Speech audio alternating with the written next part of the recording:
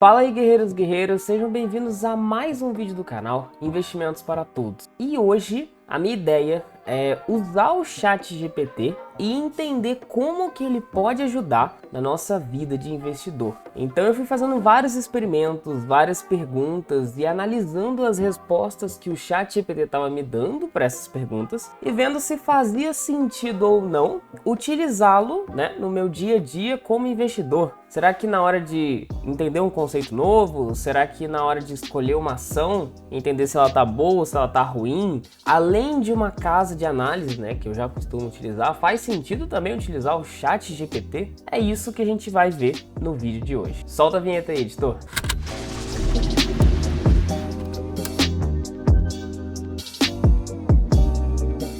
Bom, então todo mundo já sabe, que a inteligência artificial, ela veio para ficar. E tem algumas coisas que eu gosto de utilizar a inteligência artificial. Eu acho que ela facilita muito, principalmente em questão de tempo, Porque quando você tem muitos dados para compilar e entender, a inteligência artificial ela faz isso em segundos, então pode ser um jeito inteligente de utilizar, compilar e interpretar muitos dados, isso é interessante. E inclusive a gente vai fazer um exemplo aqui. Mas, nem tudo são maravilhas. Por exemplo, às vezes você pode querer perguntar o preço de uma ação e será que o ChatGPT vai saber dizer qual que é o preço ideal para você pagar numa ação, ou será que ele vai dar uma viajada? Essa é a ideia do teste de hoje e vamos direto aqui para a tela do computador para a gente fazer alguns experimentos. E aí eu vou deixar um recado importantíssimo: se você pensar em outros jeitos de utilizar o ChatGPT para investir, por favor, deixa aqui nos comentários do fundo do meu coração, porque eu quero testar. E aí eu faço um vídeo parte 2 trazendo esse conteúdo aqui para vocês, porque vai ser um aprendizado tanto para mim quanto para vocês, É uma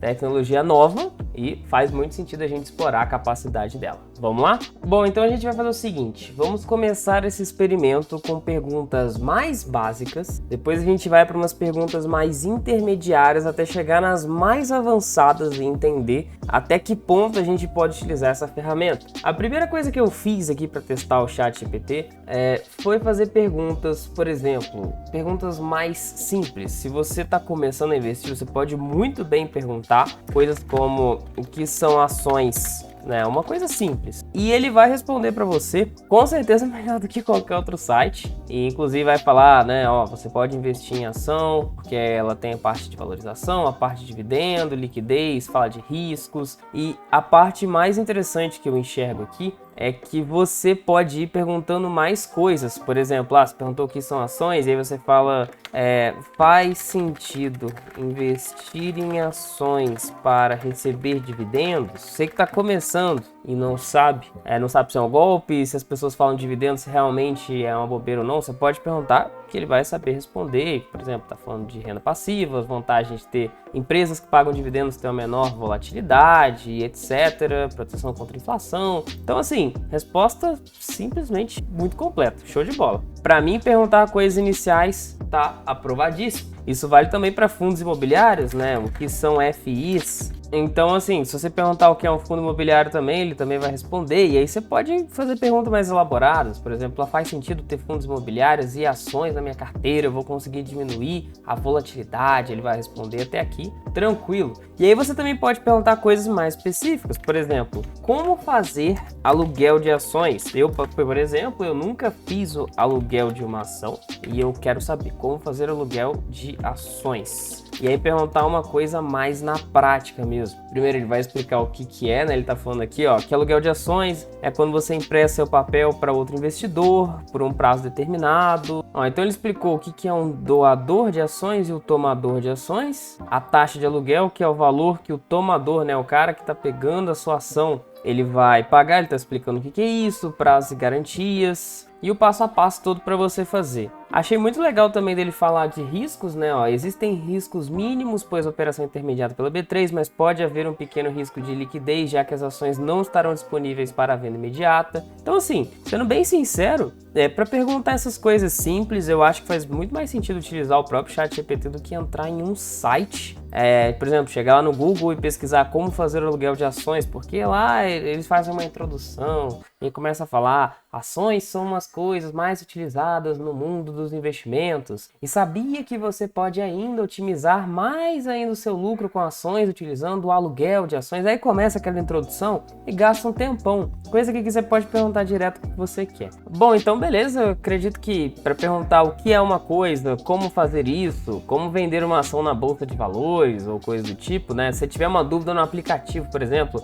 como que eu faço para agendar algum tipo de compra ou venda? Claro que cada app ele tem uma coisa diferente, né? Ele tem um mecanismo diferente, mas ele vai saber explicar para você. Acho que até aqui tá indo tudo bem. Bom, agora a gente vai entrar em perguntas um pouco mais específicas. Por exemplo, vamos falar que agora a gente vai para o nível médio. Vamos lá. Considerando a rentabilidade histórica, agora ele já vai ter que consultar um banco de dados histórica. Qual tipo de estratégia de investimentos é mais lucrativa? Day trade ou buy and hold? Então agora eu tô fazendo a pergunta de milhões aqui já pro ChatGPT, né? Porque isso aqui dá uma discussão muito grande. Alguns dizem que day trade é mais lucrativo, outros, como eu, acreditam mais no buy and hold. Vamos deixar o ChatGPT olhar a rentabilidade histórica dos investidores. Vou até incluir isso aqui. E aí, gente, é claro, olha que coisa bonita aqui, ó. Historicamente, a estratégia do buy and hold tende a ser mais lucrativa para a maioria dos investidores em comparação com day trade. Buy and hold é a prática de comprar ativos e mantê-los por um longo período, enquanto day trade envolve a compra e venda do ativo no mesmo dia, visando o lucro com as operações no curto prazo. Aí ele falou aqui, ó, muitos investidores mais bem-sucedidos, como Warren Buffett, utilizam a estratégia do buy and hold historicamente, esse ganho ocorre por meio da valorização e recebimento de dividendos, especialmente em períodos superiores a 5 ou 10 anos. E vamos direto para a conclusão aqui, ó, para a maioria dos investidores, o buy and hold é comprovadamente mais lucrativo e sustentável a longo prazo. O day trade é viável, mas apenas para um pequeno grupo de traders com vasta experiência e disciplina rígida. Para investidores que buscam construir riqueza de forma consistente, o buy and hold tende a ser a estratégia mais vantajosa, aliando rentabilidade com menor risco e custos reduzidos. Então vou até perguntar para ele agora: qual rentabilidade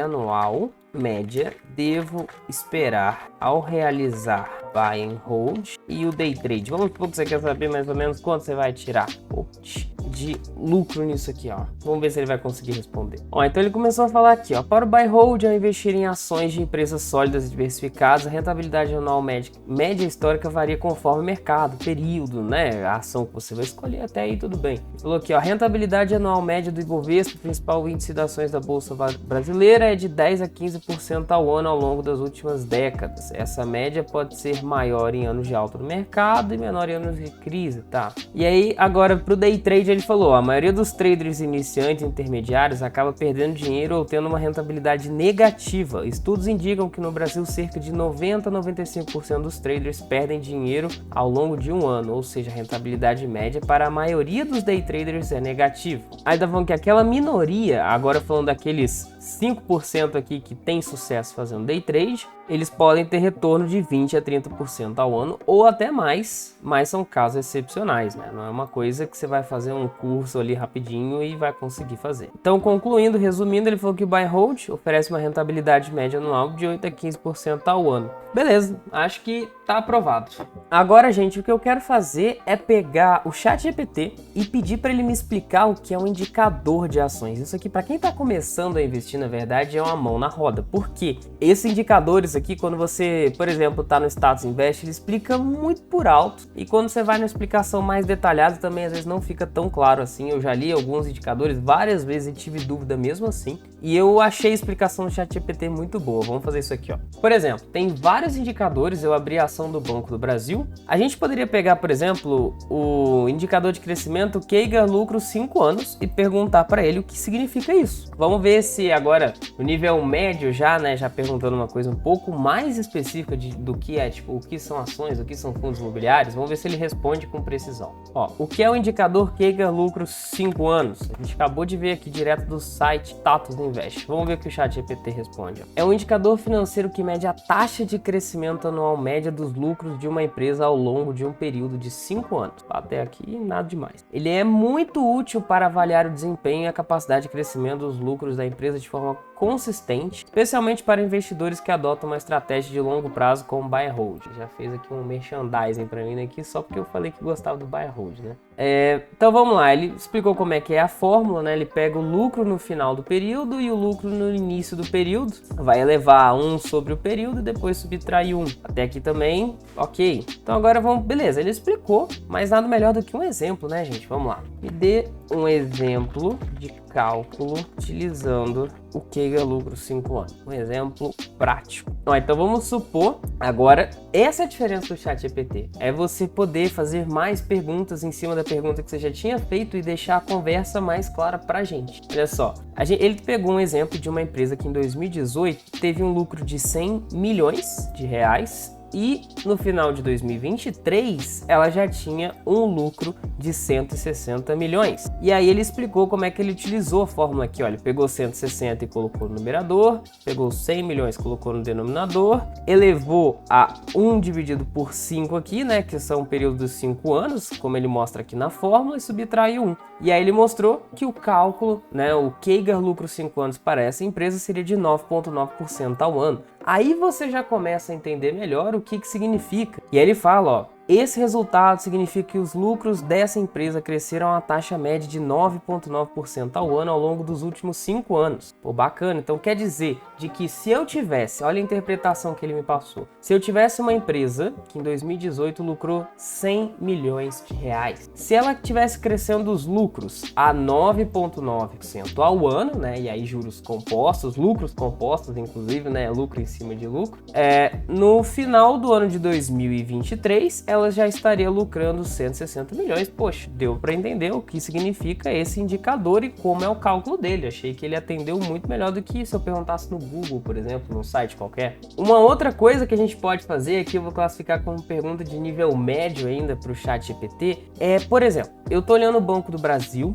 e ele me fala que o ROI de Banco do Brasil é de 19,54. Eu sou investidor iniciante, não faço a mínima ideia se isso é bom ou ruim. Será que o ChatGPT pode me ajudar com isso? Vamos lá. O que é considerado um valor bom de ROI para uma ação do setor bancário no Brasil? Vamos ver o que ele me responde. No setor bancário, um ROI acima de 15 a 20% é geralmente considerado bom. Isso ocorre porque o setor bancário costuma ser altamente lucrativo no Brasil. Um ROI acima de 20 é considerado excelente, um ROI entre 15 e 20 é considerado bom, um ROI abaixo de 15 para o setor bancário pode ser considerado mediano ou baixo. Fatores que afetam o ROI, etc. A gente também poderia perguntar para a margem líquida. Eu acabei de descobrir o mundo de ações. Será que 13% de margem é bom ou não é? Vamos perguntar a mesma coisa. Que é considerado uma boa margem líquida para empresa do setor bancário. Margem líquida acima de 25%, margem líquida entre 15% a 25%, já está gerando um lucro sólido, e margem líquida abaixo de 15% pode ser considerado sinal de alerta.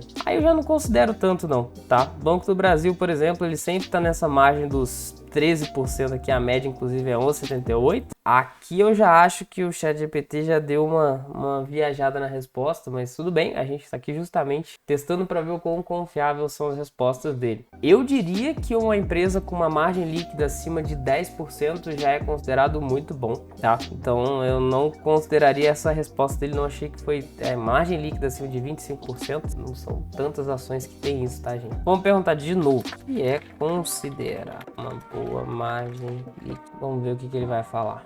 Considerado boas, 10 a 20%. Muitas empresas de consumo, varejo e serviços costumam operar nesse intervalo. Essa faixa indica uma boa eficiência operacional e controle de custos. Aqui eu já concordo mais com ele do que a primeira resposta que ele tinha dado.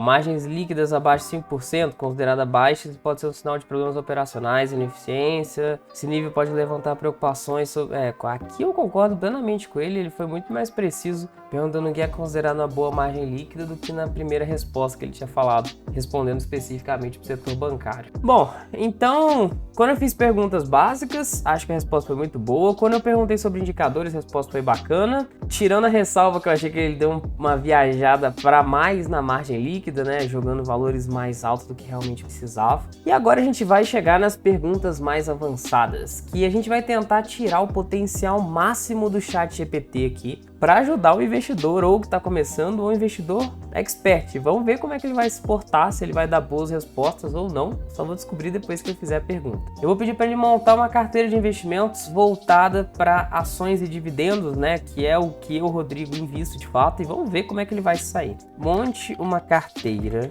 com 10 ações, mais específico, com as 10 melhores ações voltadas para renda passiva. Monte uma carteira com as 10 melhores ações voltadas para renda passiva no Brasil. Vamos ver o que ele vai falar. Ó, ele montou uma carteira. Vamos ver como é que ela se sai aqui. Itaú, Banco do Brasil, Bradesco, Engie, até aqui concordo plenamente. Taesa também. Quínia, de fato, eu nunca investi, mas eu não posso, na verdade, nem falar se é uma empresa boa ou ruim, mas não é com certeza uma das mais conhecidas. Vale, Ambev, Telesp e Unipar. Ó, conclusão, essa carteira com 10 ações é um ponto de partida para investidores que buscam renda passiva, atrair dividendos, diversificação. Ele está falando, inclusive, os setores que ele buscou, né? Setor de finanças, energia, telecomunicações e consumo, beleza? Agora, um ponto que realmente o ChatGPT aqui deu uma viajada é que ele jogou duas ações aqui que você nem acha no Status Invest, para falar a verdade. Eu nem sei se tá na Bolsa de Valores, que é justamente essa Kine 3 que eu falei para vocês, né? Fui até pesquisar porque eu não conhecia e de fato eu não achei nada sobre. E essa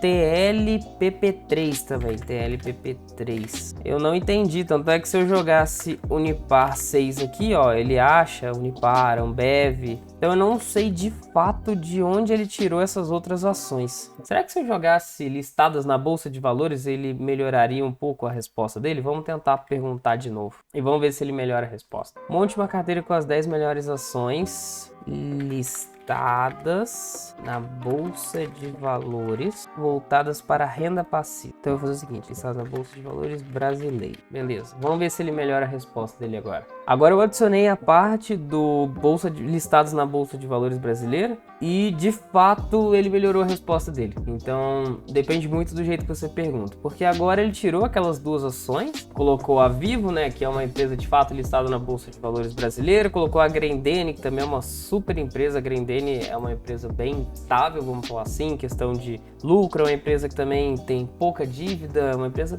bem bacana, na verdade. Bom, então sim, eu diria que ele consegue criar, assim, se você perguntar direito, claro, uma carteira de ações. Bom, e agora eu vou tentar fazer a parte que eu digo que vai ser mais difícil para ele. Eu vou tentar dar indicadores de uma ação, por exemplo, eu vou pegar o Banco do Brasil, vou dar alguns indicadores e vou ver se ele consegue me falar qual é o preço justo para eu pagar na ação do Banco do Brasil, se de acordo com aqueles indicadores de valuation, se ele consegue gerar um preço justo e se esse preço justo de fato está alinhado com o mercado. Olha, o que eu vou fazer então? Eu tô aqui no Status Invest e aqui eu tenho os indicadores de valuation de Banco do Brasil. Eu vou tirar um print disso daqui, porque sim, o ChatGPT dá para você anexar fotos, também pedir para ele analisar os dados. Vou salvar isso aqui na minha área de trabalho e vou chamar de indicadores BBAS3. Ó, salvei na área de trabalho. Vou subir aqui para o ChatGPT, ó. Vamos lá. Bom, basicamente ele falou aqui que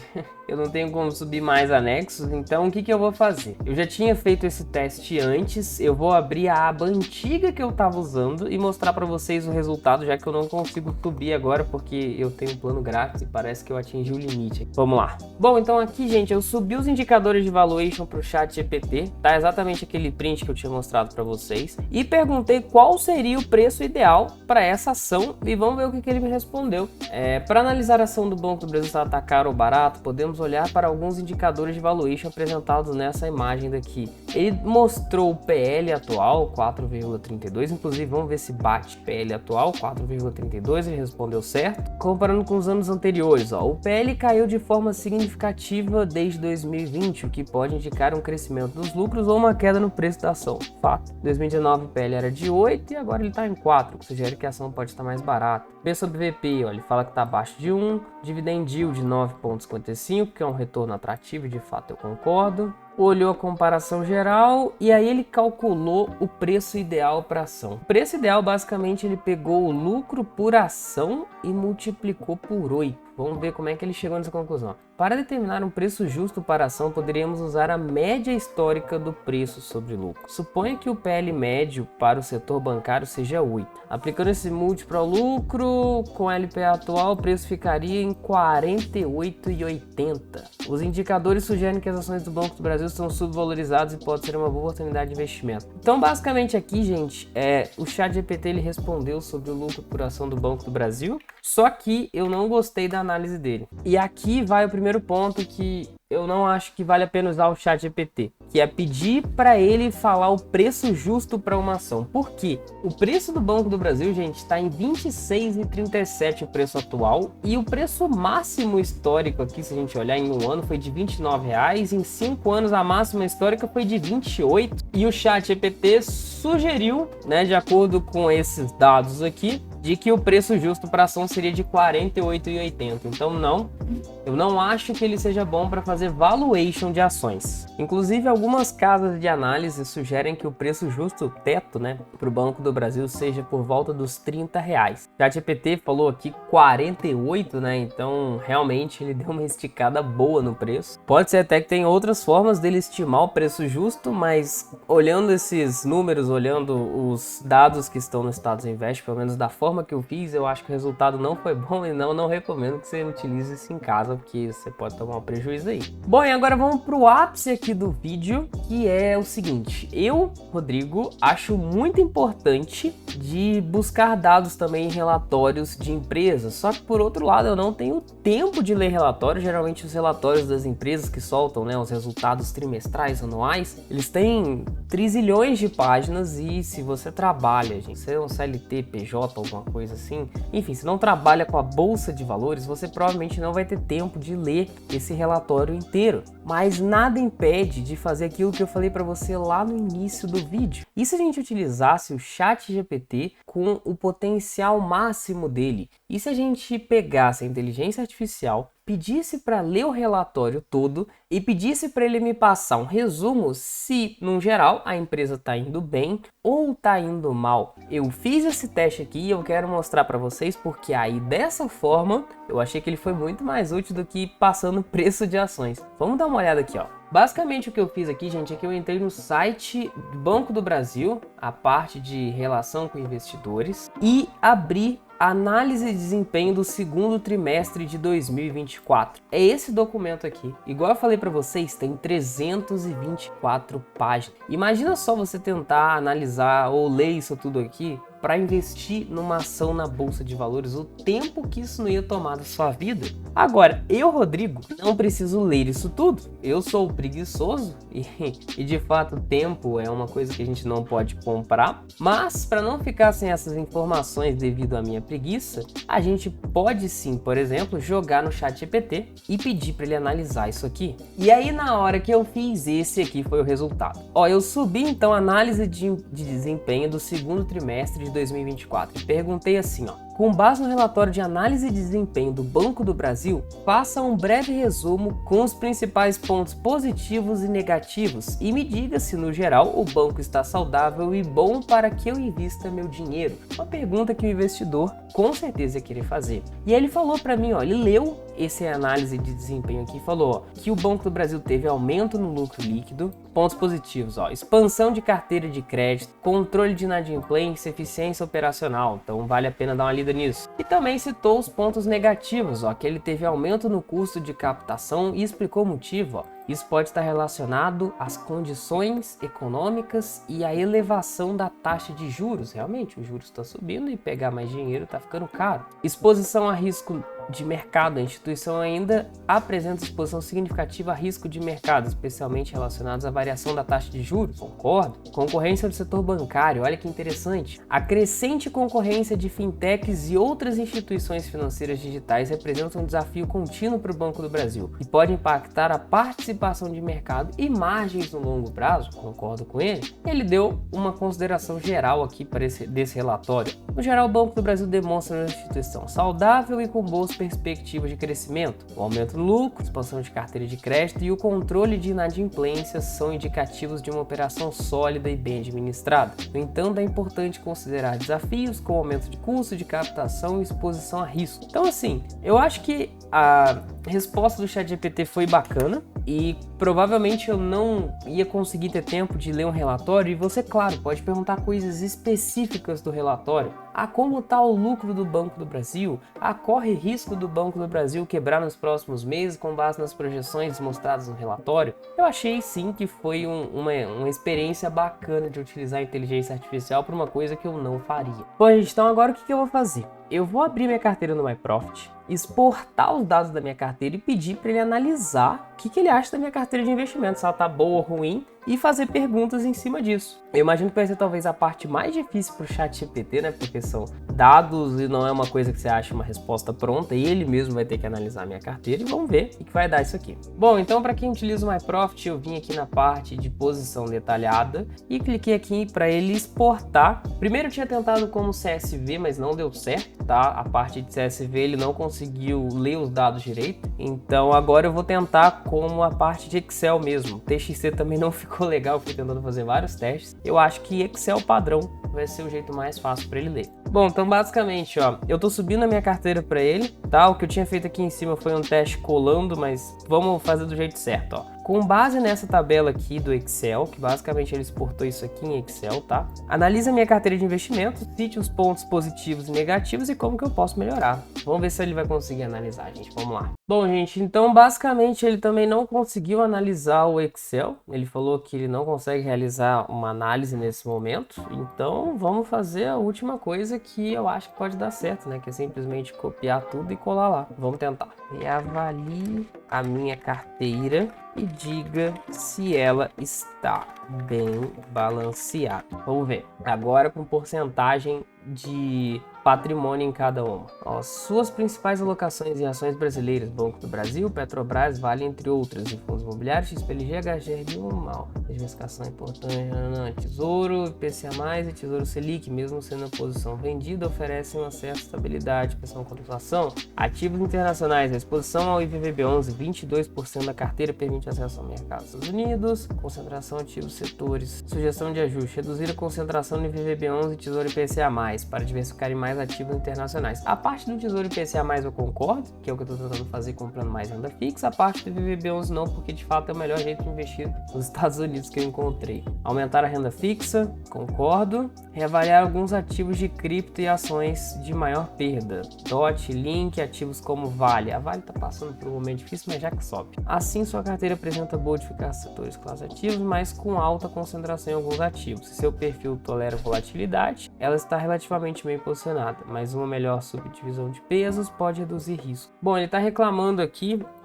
que eu tenho mais de 20% da minha carteira em IVVB11 e também uma alta porcentagem, né? Não sei se chega a passar de 20%, não, 15,68% em Tesouro IPCA+, e que eu poderia dar uma ponderada nisso para diversificar melhor, e de fato eu concordo. Bom, dito isso, sim, o ChatGPT ele consegue analisar a sua carteira se você passar as informações, claro, do jeito que ele entende, né? Eu tentei de algumas formas e deu errado. E em cima disso eu poderia fazer várias perguntas.